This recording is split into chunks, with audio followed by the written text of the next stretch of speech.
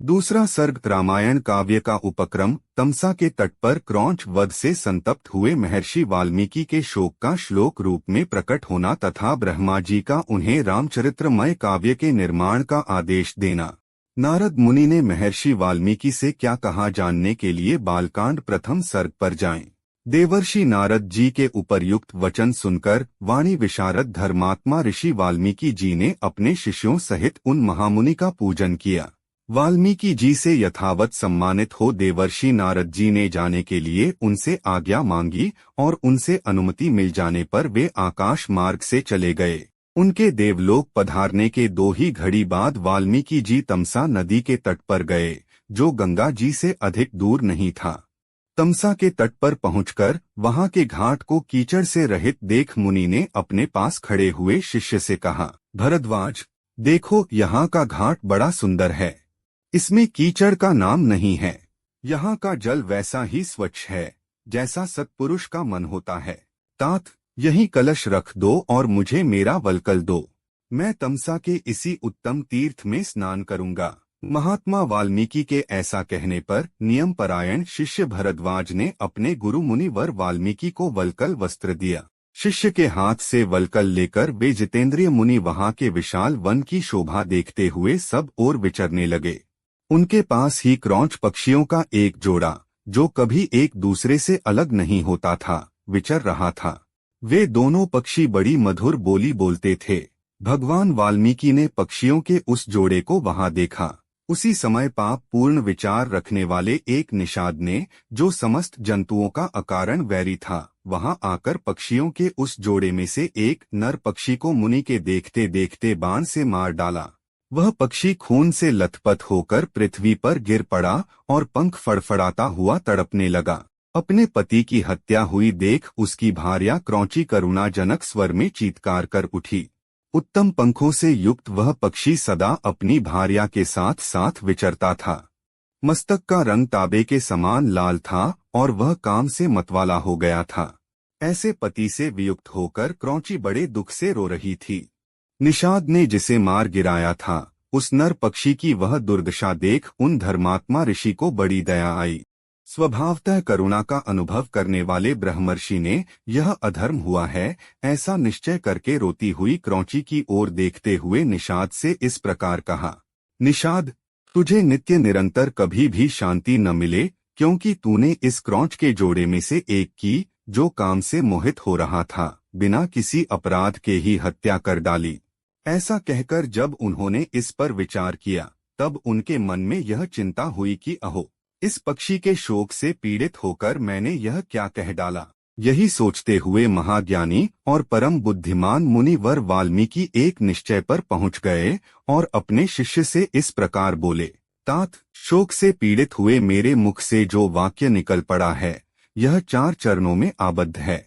इसके प्रत्येक चरण में बराबर बराबर यानी 8-8 अक्षर हैं तथा इसे वीणा के लय पर गाया भी जा सकता है।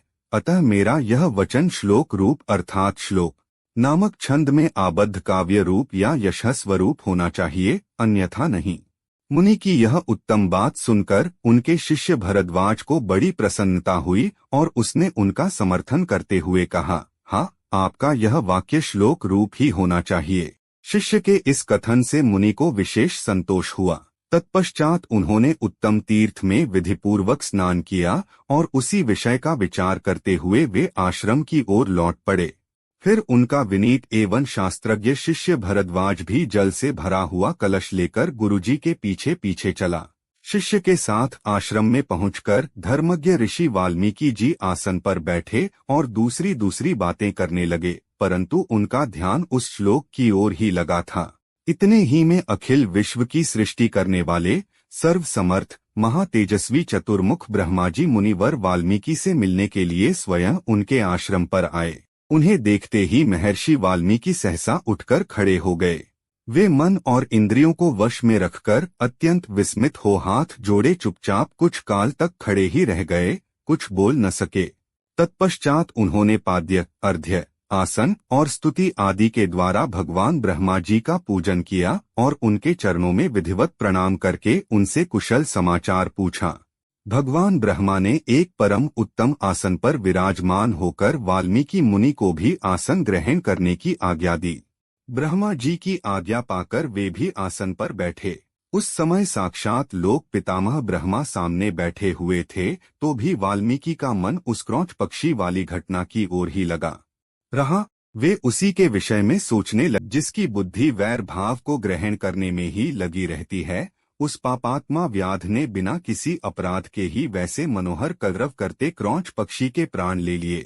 यही सोचते सोचते उन्होंने क्रौंची के आर्तनाद को सुनकर निषाद को लक्ष्य कर श्लोक कहा था। उसी को फिर ब्रह्मा जी के सामने दोहराया।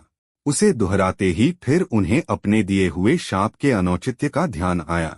तब वे शोक और चिंता में डूब गए। ब्रह्मा जी उनकी मनःस्थिति को समझकर हंसने लगे और मुनिवर वाल्मीकि से इस प्रकार बोले, ब्राह्मण, तुम्हारे मुंह से निकला हुआ यह छंदोबद्ध वाक्य श्लोक रूप ही होगा। इस विषय में तुम्हें कोई अन्यथा विचार नहीं करना चाहिए।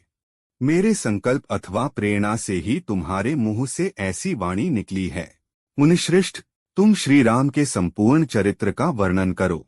परम बुद्धिमान भगवान श्री राम संसार में सबसे बड़े धर्मात्मा और धीर पुरुष हैं।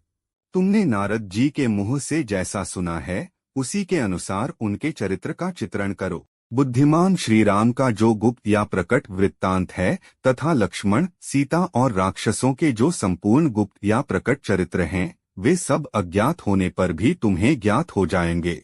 इस काव्य में अंकित तुम्हारी कोई भी बात झूठी नहीं होगी, इसलिए तुम श्री रामचंद्र जी की परम पवित्र एवं मनोरम कथा को श्लोकबद्ध करके लिखो। इस पृथ्वी पर जब तक नदियों और पर्वतों की सत्ता रहेगी, तब तक संसार में रामायण कथा का प्रचार होता रहेगा। जब तक तुम्हारी बनाई हुई श्री राम कथा का लोक में प्रचार रहेगा, तब तक तुम इच्छानुसार ऊपर नीचे तथा मेरे लोकों में निवास करोगे।